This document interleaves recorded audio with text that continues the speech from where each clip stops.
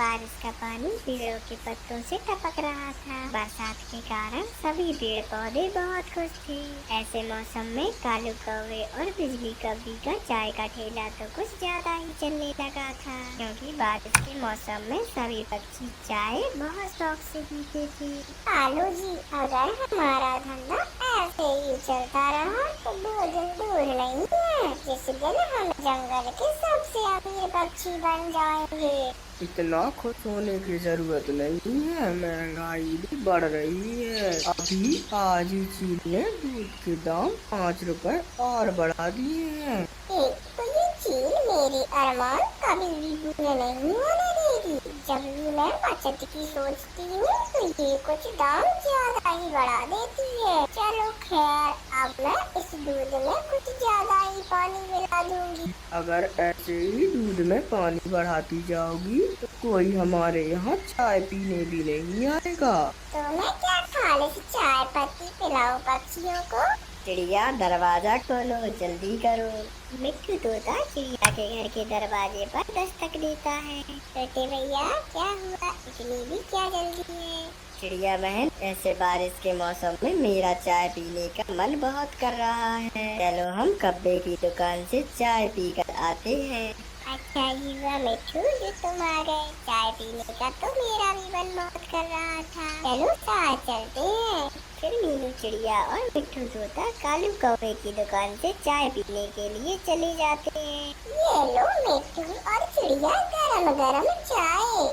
बिजली, मेरी चाय में पत्ती थोड़ी ज्यादा डाल देना, कड़क बनाना मेरी चाय। पीकर तो देखो, बहुत तेज और स्वादिष्ट है चाय। फिर चिड़िया और मिट्टू चाय पीना शुरू करते हैं। बिजली, अब तुम्हारी चाय में वो पहले वाला स्वाद नहीं रहा।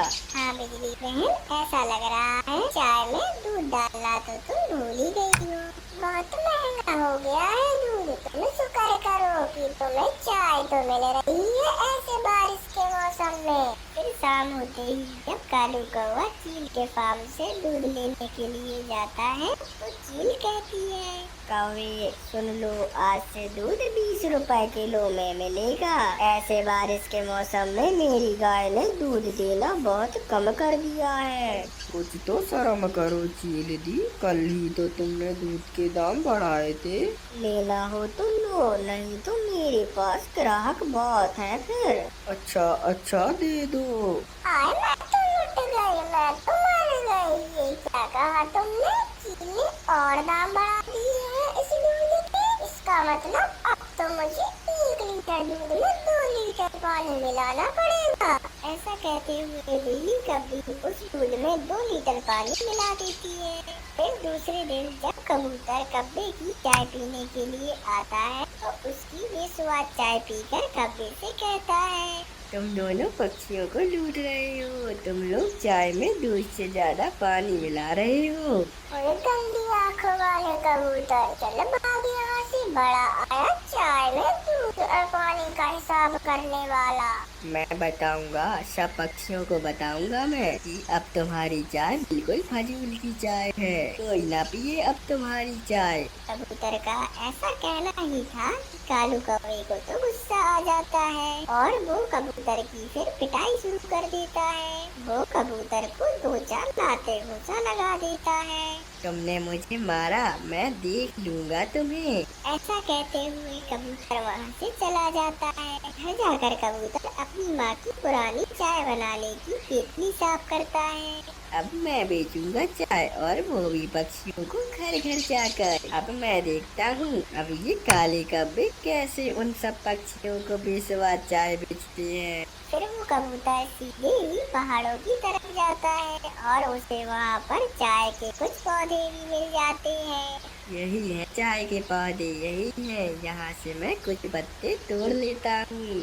फिर कबूतर चाय के पौधों से कुछ चाय के पत्ते तोड़ लेता है और फिर अपने घर आ जाता है। घर जाकर वो केतली चूल्हे पर चढ़ाता है और कुछ देर बाद जब चाय बन जाती है तो वो केतली लेकर घर घर बेचने के लिए जाता है। कई दिन हो गए बरसात हो रही है और मैंने तो एक भी चाय नहीं पी। मैं भी आज कब्बों की दुकान से चाय पी कर आती हूँ। ऐसा सोचकर बुलबुल अपने घर से निकलती है। कालू जी, सुबह से तो कोई भी ग्राहक नहीं आया। लगता है उस गंदी आंखों वाले कबूतर ने सब पक्षियों को जाकर बता दिया है कि अब हमारी चाय पहले जैसी नहीं रही, बेस्वाद हो गई है अब। देखो देखो, वो सामने बुलबुल आ रही है।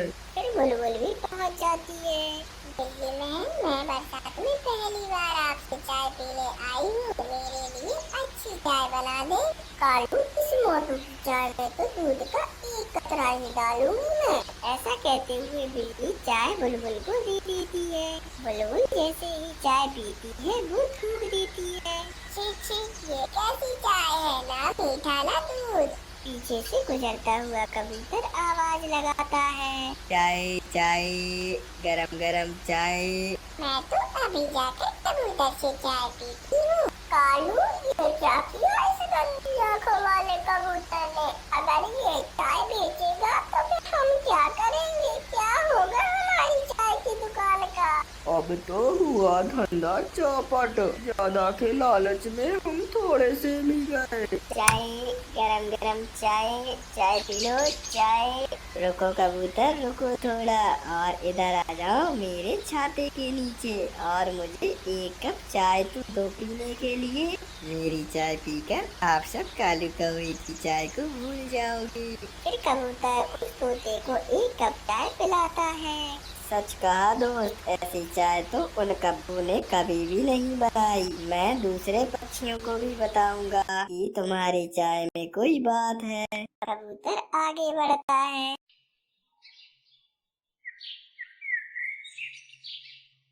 उस जंगल में एक कालू कौवा था जिसे सिर्फ अपनी ही परवाह थी। उसी जंगल में एक मीनू चिड़िया भी रहती थी जिसे अपने साथ साथ पूरे जंगल की परवाह होती थी। जब भी उसे कोई मदद के लिए पुकारता तो वो उनकी मदद किया करती थी। और दूसरी तरफ वो कालू कौवा, वो खुद तो किसी की मदद करता नहीं था, और अगर उसे मदद की जरूरत होती थी तो वो किसी के भी सामने रो धोकर मदद करवा लेता था अपनी। एक दिन वो कालू कौवा भोजन की तलाश में जा रहा होता है। तभी उसे रास्ते में एक पेड़ पर एक आम दिखाई देता है, तो वो कालू कौवा वहीं पर रुक जाता है। वाह भाई वाह, आज तो मुझे आम मिल गया। जैसे ही वो कालू कौवा उस आम के फल को तोड़ने लगता है, वैसे ही वो पेड़ उससे कहता है, कालू कौवे, मैं तुम्हें ऐसे ही फल नहीं खाने दूंगा। तुम्हें फल के बदले में कुछ काम भी करना होगा। कैसा काम भाई, बताओ तो, क्या काम करना होगा? अरे तुम देखो ना, मैं कितना सूखता जा रहा हूँ, और ये मुझे बिल्कुल भी पसंद नहीं है। तुम एक काम करो कालू कौवे, नदी से पानी लाकर मेरी जड़ों में डाल दो, फिर उसके बाद तुम आम को खा सकते हो। अरे क्या आपको मुझ पर विश्वास नहीं है? मैं बाद में कर दूंगा। मुझे कुछ नहीं पता, पहले तुम पानी डालो, उसके बाद ही खा सकते हो फल। पेड़ जी, मैंने कई दिनों से कुछ भी नहीं खाया है, और अब तो मेरे में इतनी जान भी नहीं है जो मैं उस नदी से पानी लाकर तुम्हारी जड़ों में डाल दूं। अगर आप कहें तो मैं पहले आपका फल खा लेता हूँ, और उसके बाद आपकी जड़ों में पानी भी डाल दूंगा। अच्छा ठीक है, मैं तुम्हारी बात मान तो लूंगा, परंतु तुम मुझे धोखा तो नहीं दोगे? पेड़ जी, आप मेरे ऊपर विश्वास रखिए, मैं आपको धोखा बिल्कुल भी नहीं दूंगा। ऐसा कहकर वो कालू कौवा तो फिर उस आम को खाने लग जाता है। कालू कौवे, अब तो तुमने आम भी खा लिया है, अब तुम जल्दी से पानी डाल दो मेरी जड़ों में। अरे पेड़ जी, अब तो मेरा पेट भी भर चुका है, अब मैं कुछ भी काम नहीं कर पाऊंगा। मैं अपने घोंसले में जाकर थोड़ा आराम कर लूं, उसके बाद आपकी जड़ों में पानी भी डाल दूंगा। ऐसा कहकर वो कालू कौवा वहाँ से चला जाता है। कितना आलसी था ये कौवा। फिर देखते ही देखते शाम हो जाती है। फिर एक दिन उसी पेड़ के पास मीनू चिड़िया आती है। वो उस पेड़ की एक डाली पर बैठ जाती है। मीनू चिड़िया तो बहुत उदास थी। वो पेड़ उस चिड़िया को देखते हैं और कहते हैं, चिड़िया, तुम इतनी उदास क्यों हो? आप तो जानते हो पेड़ जी, इस मौसम में फल कहीं पर भी नहीं मिलता।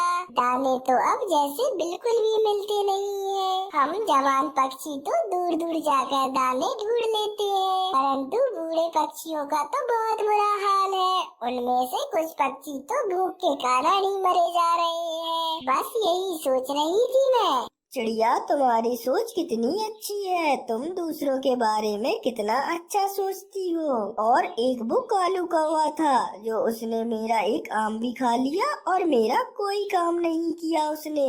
आपने उससे कौन सा काम करने को कहा था पेड़ जी? मैंने कहा था कि वो मेरा आम खा ले और उसके बदले में मेरी जड़ों में कुछ पानी डाल दे, मगर वो कालू कौवा तो आम खाकर सीधा अपने घर चला गया। पेड़ जी, आप चिंता ना करें, मैं आपका काम कर देती हूँ। फिर मीनू चिड़िया नदी से पानी भरकर पेड़ की जड़ों में डाल देती है। चिड़िया, तुमने बिना लालच के मेरी मदद की है, तुम्हारा बहुत बहुत धन्यवाद। अरे पेड़ जी, हमें दूसरों की मदद तो करना ही चाहिए। ऐसा थोड़ी ना होता है कि हर मदद के बदले में रिश्वत ही ली जाए। और मैंने तो सिर्फ आपकी मदद ही की है। चिड़िया, तुम एक सच्ची चिड़िया हो। मुझे ऐसे ही पक्षी की खोज थी जो मन से सच्चा और अच्छा हो। चिड़िया, मैं एक जादुई पेड़ हूँ। आप जादुई पेड़ हो? आप कैसे जादू करती हो? ये मैं तुम्हें नहीं बता सकती। तुम दक्षिण दिशा वाले पहाड़ पर जाओ, वहाँ पर तुम्हें एक बक्सा दिखाई देगा। उस बक्से में एक चश्मा है। चश्मा? ये क्या होता है पेड़ जी? तुम उस चश्मे से जंगल के सभी पक्षियों की मदद कर सकती हो। तुम उस चश्मे को पहनकर अपने मन में जो भी सोचोगी और फिर आंखें खोलोगी तो वो चीज हाजिर हो जाएगी। इस तरह से तुम जंगल के सभी पक्षियों की मदद कर पाओगी। आपका बहुत बहुत धन्यवाद पेड़ जी। फिर मीनू चिड़िया वहाँ से अपने घर वापस चली जाती है। फिर वो अपने घोंसले में बैठकर मन ही मन सोचने लगती है, मैं उस चश्मे को पहनकर ऐसा क्या सोचूं जिससे जंगल की सभी पक्षियों की मदद हो जाए। चिड़िया रात भर यही सोचती रहती है और फिर सुबह भी हो जाती है। फिर चिड़िया दक्षिण दिशा वाले पहाड़ पर पहुंच जाती है और उस बक्से को यहाँ वहाँ खोजने लगती है। शायद यही है वो बक्सा। फिर वो चिड़िया उस बक्से में से चश्मा निकाल लेती है और पहन लेती है। फिर वो अपने मन में बहुत सारे दाने और फल को सोच लेती है। तभी वो आँख खोलती है तो देखती है उसके सामने एक प्लेट पर बहुत सारे फल और दाने जमा हो गए हैं। फिर मीनू चिड़िया सभी पक्षियों को भोजन के लिए बुलाती है और सब मिलकर फिर भोजन करते हैं। फिर तोती मीनू चिड़िया से कहती है, इतने सारे फल तुम्हें कहाँ से मिले चिड़िया? हमारे जंगल में तो सूखे दाने तक नहीं मिल रहे हैं। तोती बहन, ये सब तो मेरे चश्मे का कमाल है। चश्मा? हमें कुछ समझ में नहीं आ रहा है चिड़िया। तोती बहन, आप चलिए मेरे साथ, मैं आपको दिखाती हूँ। फिर मीनू चिड़िया तोती, बुलबुल, कबूतर को भी वो चश्मा दिखाती है और फिर वो सब समझ जाते हैं कि ये एक जादुई चश्मा है जो उन्हें भोजन देने वाला है। अब तो सारे जंगल के पक्षी भोजन कर कर बहुत ही ज्यादा खुश थे। दूसरी तरफ कालू कौवा तो बहुत ज्यादा भूखा था। तभी वो कबूतर के पास आकर उससे पूछता है, अरे कबूतर भाई, आज तुम सारे पक्षी दाना ढूंढने के लिए क्यों नहीं गए? और तो और आज तो तुम लोग बहुत ज्यादा खुश भी लग रहे हो। अरे हमें भोजन ढूंढने की जरूरत नहीं है, अब हमारा भोजन तो हो चुका है। अरे पागल, क्या कह रहा है? मुझे तो कुछ समझ में नहीं आ रहा है। अरे चलो, मैं खुद उस मीनू चिड़िया के पास जाता हूँ और उसी से पूछ लेता हूँ। फिर कालू कौवा मीनू चिड़िया के पास जाता है। मीनू चिड़िया, क्या तुमने जंगल के सभी पक्षियों को भोजन ला कर दिया है? कालू भैया, ये सब तो उस चश्मे का कमाल है। अरे चश्मा?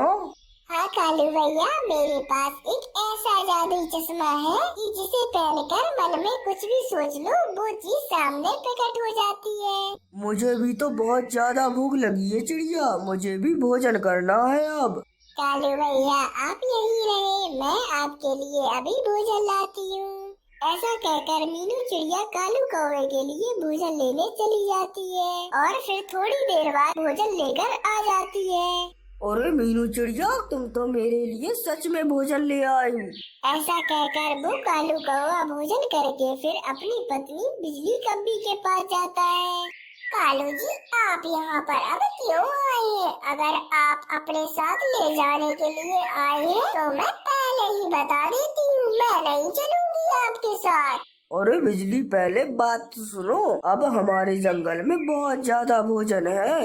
बस भी कीजिए कालू जी, जब आपने मुझसे शादी की थी, जब भी ऐसी लंबी लंबी ही फेंकी थी, मैं उस टाइम पर बेवकूफ बन गई थी, पर अब नहीं बनूंगी। मुझे नहीं भटकना है भोजन के लिए, तुम्हारे जंगल में तो सूखे दाने तक नहीं मिलते। अरे सच कह रहा हूँ मैं, उस मीनू चिड़िया के पास एक जादुई चश्मा है। उसी चश्मे से वो सारे जंगल के पक्षियों को भोजन दे रही है। हाँ, ऐसे कैसे वो पूरे जंगल के पक्षियों को भोजन बांट रही है? चलो जरा मैं भी तो देखूं ऐसे कैसा चश्मा है वो। फिर वो दोनों मीनू चिड़िया के पास चले जाते हैं।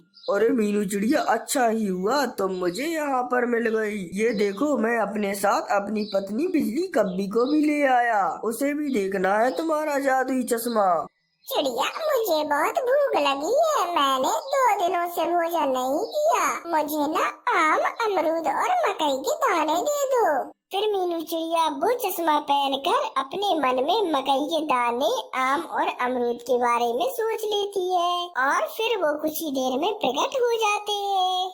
फिर कालू कौवा और बिजली कौवी अपने घर भोजन करके लौट जाते हैं। तभी रात भी हो जाती है। कालू जी, वैसे वो चश्मा है बहुत कमाल का, अगर वो चश्मा हमें मिल जाता तो कितना मजा आता हमें। हम रोज रोज नया नया खाते, हमारा जीवन तो स्वर्ग बन जाता, स्वर्ग। अरे तो इसमें कौन सी बड़ी बात है कब्बी, हम उस चश्मे को चुरा लेंगे। बस तुम मुझसे लड़ा नहीं करो और मायके जाने की बात तो बिल्कुल भी नहीं किया करो। तुम उस चश्मे को तो ले आओ कालू, फिर मैं कभी नहीं कहूँगी अपने मायके जाने का। ठीक है कब्बी, मैं कल सुबह होते ही उस चश्मे को चुरा लूँगा। अभी सो जाओ बस। ऐसा कहकर कालू कौवा और बिजली कब्बी सो जाते हैं। फिर सुबह भी हो जाती है। फिर कालू कौवा और बिजली कब्बी जाते हैं। कालू जी, ये चश्मा तो बहुत भारी है, ऐसा करो हम दोनों लोग एक एक तरफ पकड़ कर ले चलते हैं इसे। फिर वो दोनों जैसे ही चश्मे को उठाते हैं तो चश्मे का बक्सा तो उन दोनों को मारने लगता है। बचाओ कालू जी, बचाओ, ये बक्सा तो मुझे मार रहा है। कालू जी, बचाओ प्लीज। अरे भागो भागो बिजली, भागो यहाँ से, ये बक्सा नहीं तो मार ही डालेगा। इस चश्मे को यहीं छोड़ दो। फिर उन दोनों को उनकी की सजा मिल जाती है।